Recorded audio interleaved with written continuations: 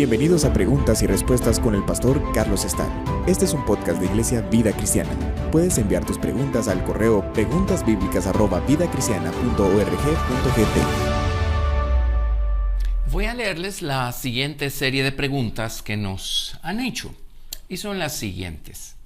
En la Biblia se encuentra la historia de los mayas, de Moctezuma, de las pirámides mexicanas. ¿Qué similitud tiene México con Israel? Eso me lleva a otra pregunta: ¿por qué tantas pirámides hay en el mundo? Se dice que en el calendario azteca o maya vienen registradas las 4 eras o las 4 creaciones. Bueno, estas son las preguntas. Y este podcast es para responder preguntas bíblicas. Hay cosas que tienen que ver con arqueología y con historia de culturas antiguas, especialmente culturas mesoamericanas. Sin embargo, hay cosas que la Biblia menciona muy importantes que nos pueden dar mucha luz en cuanto a qué ocurrió en el pasado, especialmente pues con nuestras culturas mesoamericanas que estaban tan avanzadas. Ahora, hemos discutido en episodios anteriores el tema acerca de estas culturas antiguas mesoamericanas, así es que no queremos repetir la información que ya hemos compartido. Pero en esta ocasión, una de las elementos enfáticos en estas preguntas es el tema de las pirámides. Y podemos discutir algunas cosas al respecto de esto. También la pregunta acerca de qué similitud tiene México con Israel. Bueno, hay cosas que no están en la Biblia, pero hay cosas que están en la historia. Y hay cosas que ha registrado la tradición oral de los pueblos y han sido transmitidas de generación en generación. Así es que de eso pues solo compartimos algo, no somos expertos en esas materias. Pero definitivamente tenemos que llegar a la conclusión que en algún momento de la historia todos los seres humanos manejaban la misma información, sabían las mismas cosas. He leído, no soy experto, pero he leído precisamente, yo he tenido este tipo de preguntas también en el pasado. Y he tenido en mis manos suficiente material para darme cuenta que básicamente todas las culturas principales antiguas de Mesoamérica tuvieron el conocimiento de un diluvio universal. Luego tenemos en muchas de estas culturas antiguas la mención de un individuo, un personaje particularmente importante que vino y le enseñó a estos pueblos la adoración a un solo Dios. Y como hay un solo Dios, creador de todas las cosas, que reina y gobierna sobre todas las cosas. Así es que sí tenemos estos puntos en común. Ha habido hallazgos arqueológicos también sorprendentes que se han mencionado de vez en cuando. Por ejemplo, entre las tribus indígenas norteamericanas, en algún momento encontraron inscripciones hebreas. Hay un material también muy importante y relevante, escrito por un fray Diego de Landa. El material se llama Relación de las cosas de Yucatán. Y este autor es del siglo XVI. Y él describe Yucatán, describe algunos de los lugares ceremoniales de Yucatán y describe algunas de las pirámides que se encuentran allí.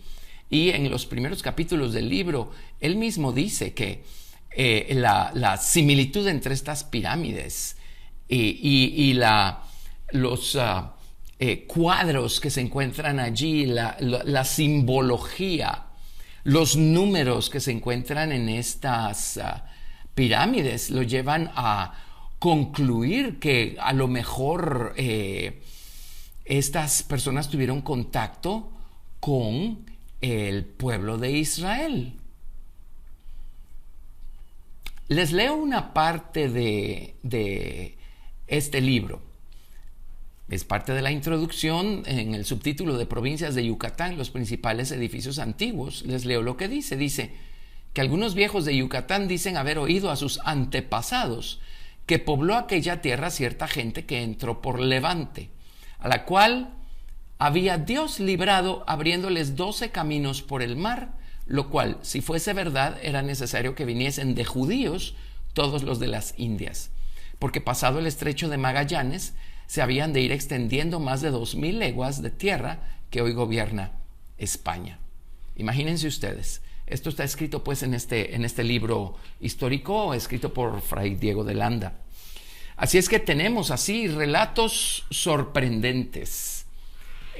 Solo es de hacer un análisis y un estudio del contenido de los escritos o de los anales de todas estas culturas antiguas. Sé, porque lo he visto, no he leído la obra completa, debiera, pero he leído resúmenes del Popol Vuh, que era el anal de los cachiqueles, acá en Guatemala. Y en el Popol Vuh se menciona claramente el hecho que Dios tomó polvo rojo, polvo amarillo, polvo blanco y polvo negro para hacer al hombre, o maíz de esos 4 diferentes colores. Y pues, ¿qué sabrían ellos? Que por lo menos antes las razas básicamente se clasificaban de esa manera: rojo, amarillo, blanco y negro. Así es que todo eso está en esos escritos. Relato de la creación, pues la creación es lo único que se manejaba en estos escritos antiguos y en estos registros de estas culturas tan antiguas. Pero vámonos al asunto de las pirámides. La pirámide obviamente es una figura que ocupa un lugar relevante en todas estas culturas. Tenemos pirámides en el mundo antiguo, están las pirámides de Egipto, por supuesto. Y luego tenemos toda esta serie de pirámides acá en Mesoamérica.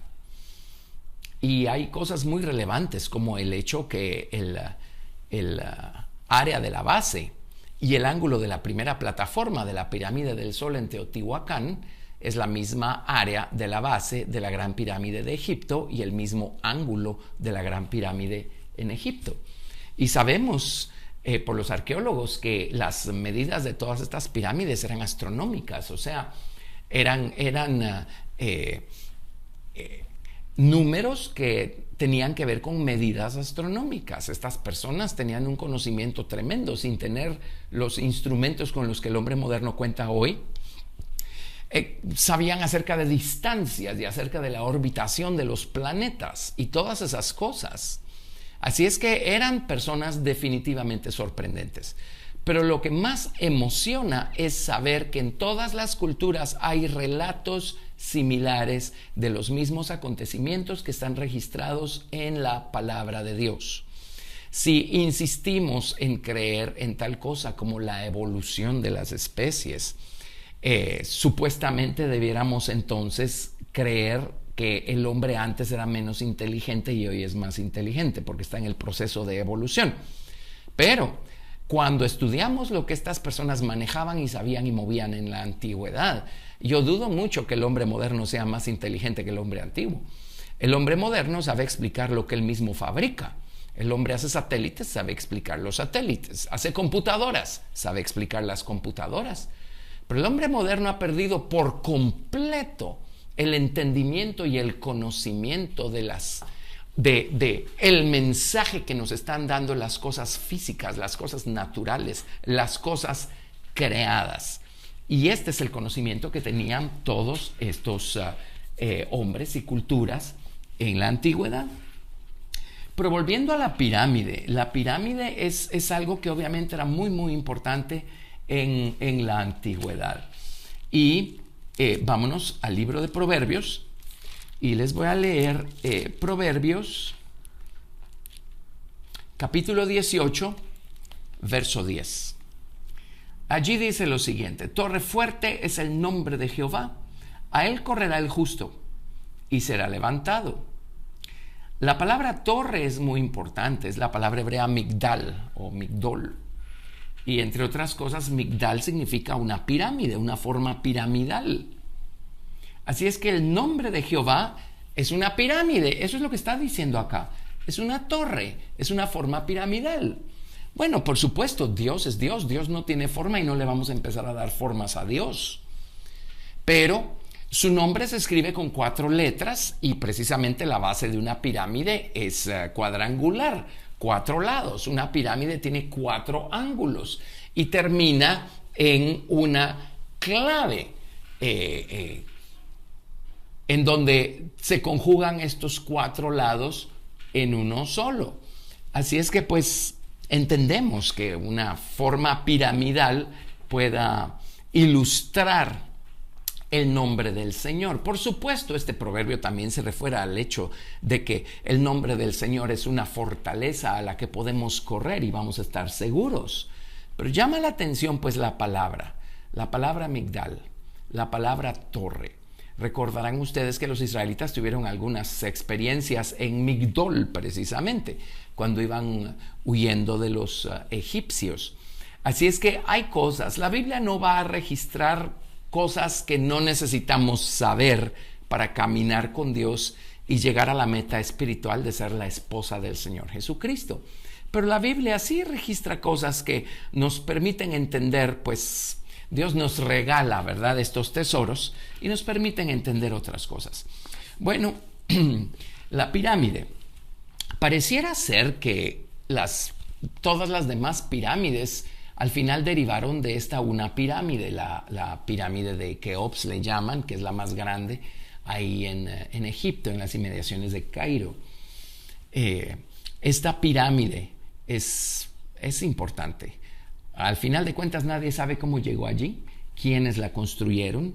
Hay historias muy antiguas que conectan la construcción de las pirámides con Abraham, cuando Abraham habitó en Egipto, en una de sus primeras idas a Egipto, porque había hambre en la tierra, y conectan con esa época la edificación de la pirámide.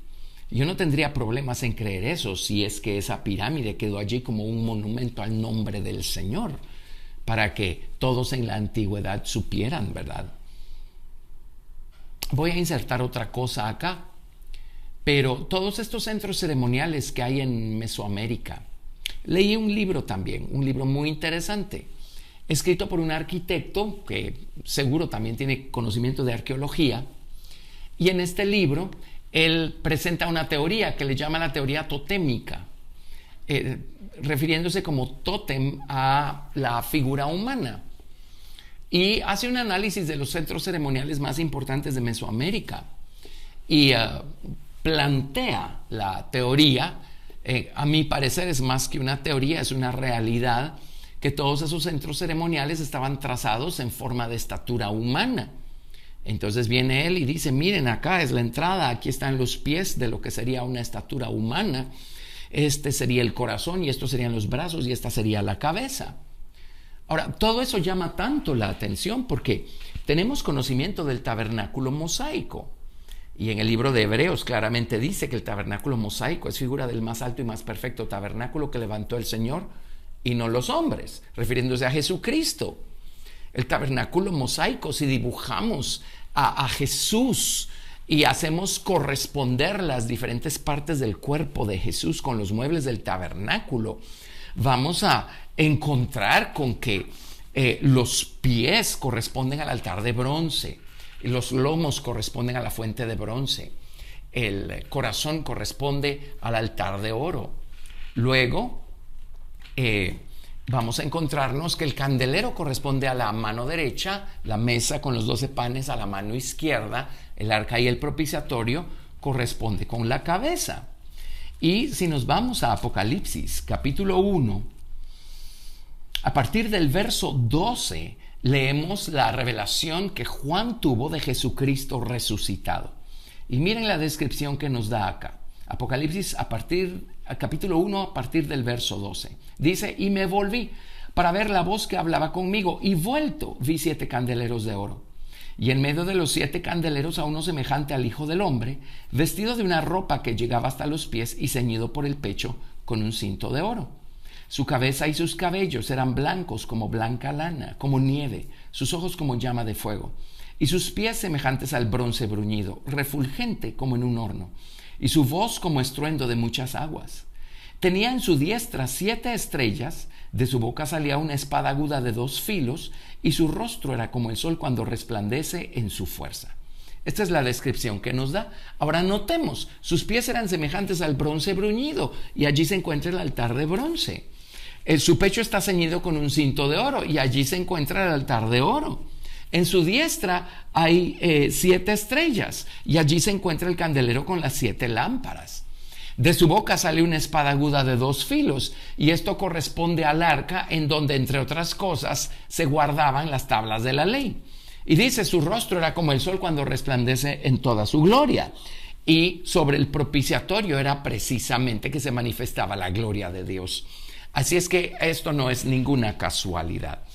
Entonces, igualmente, no es de extrañar pues que todos estos centros ceremoniales mesoamericanos hayan estado puestos, colocados los elementos, los edificios en forma de estatura humana. Ahora, la pregunta es ¿cómo sabían? ¿Por qué hicieron la relación? ¿Cómo es que pudieron hacer esta relación? Bueno, hay muchas teorías. Yo he leído libros muy serios. Leí un libro publicado por la Universidad de Dartmouth en Hanover, New Hampshire, en Estados Unidos. El libro se llama El hebreo y la Biblia en América, por Shalom Goldman. Y este libro recopila algunas historias antiguas, pero entre todas menciona una teoría que se ha manejado a lo largo de los años de cómo las tribus nativas americanas son descendientes del pueblo de Israel. Y pues recordaremos todos en el colegio, quién sabe si ahora todavía se mencionan esas cosas, pero se supone que los habitantes de América vinieron de Medio Oriente y emigraron y hasta el punto que atravesaron el estrecho de Bering y entonces ellos vinieron poblando todos los sitios que poblaron en las Américas. De hecho, sabemos que nuestra gente nativa tiene rasgos muy parecidos a los rasgos de la gente oriental. Así es que hay tanto. Imagínense ustedes qué emocionante va a ser llegar allá arriba y entender con total claridad todas estas cosas que hoy permanecen siendo un misterio. Así es que hay mucho de esto, pero eso explicaría por qué las culturas mesoamericanas y las culturas nativas norteamericanas tuvieron, a lo mejor todavía retienen, el conocimiento que tienen. ¿Y por qué factores similares, idénticos en el Nuevo Mundo a los que se manejaban en el mundo antiguo? Bueno, volvamos al tema de la pirámide. El nombre del Señor es una torre fuerte, una pirámide. A lo mejor fue Dios mismo el que puso esa pirámide allí. ¿Quién sabe? Tiene tantos misterios y las medidas son tan particulares. Reflejan con exactitud el movimiento de los astros, las distancias de la Tierra al Sol, todo ese tipo de cosas. Luego, cómo llegaron esas piedras de ese tamaño a su lugar. Y han encajado de la manera tan exacta como han encajado allí en esa pirámide. ¿Por qué tanto misterio y tanta cosa? Pero bueno, las medidas, ¿verdad? Las medidas astronómicas y todo lo que hay con ella.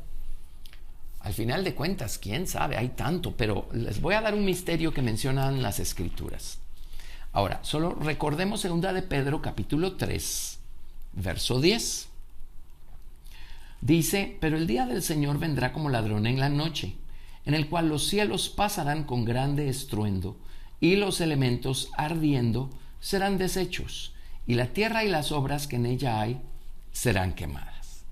Así es que es un hecho que cuando Jesucristo venga en su segunda venida, aquí está, la tierra y las obras que en ella hay serán quemadas. Esto es porque pues las obras de los hombres son producto del orgullo humano. Dios va a acabar con todo eso, con el fruto o el producto del orgullo humano, de la autosuficiencia, de la independencia del hombre. Dios va a limpiar esta tierra de pecado con fuego, este fuego santificador, y Jesucristo va a establecer su reino sobre esta tierra. Y por lo que leemos en otras escrituras, en Isaías, en Zacarías, las culturas, ya cuando Cristo esté reinando aquí en la tierra, van a volver a ser agrícolas, la sociedad va a volver a ser agrícola. Así es que qué bueno, porque quiere decir que todo va a regresar a la sencillez del principio. Y esto pues con la presencia física de Jesús reinando aquí en la tierra.